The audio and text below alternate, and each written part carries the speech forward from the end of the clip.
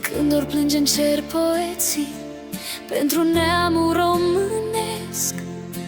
Radu Gir și Eminescu iar condei își pregătesc, dar acum versul lor va fi literă ce arde, va fi imnul deșteptării, imn de dincolo de moarte.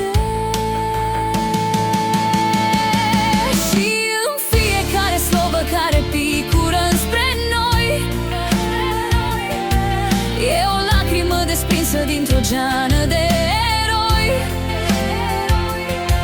Toată lacrimă căzută într-un rai de trandafir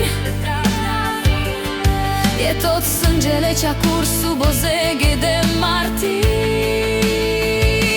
Și în fiecare vers arunca pe al țării plai e durerea unui neam așezat sub boz de rai. E tăișul unei spade ce-a ținut-o în mâini Ștefan, este sângele ce-a curs dintr-un fiu de brâncovean. Este imnul deșteptării picurat peste Carpați, e Coșbuc, e Eminescu printre slovere înviați. E și sânge, e și vers, e și dor, e și chemare, cât mai plâng în cer poeții, neamul românesc nu moare. Și în fiecare slovă care picură înspre noi e o lacrimă desprinsă dintr-o geană de eroi. Toată lacrima căzută într-un rai de trandafir e tot sângele ce-a curs sub o zeghe de martir. Și în fiecare vers arunca pe al țării plai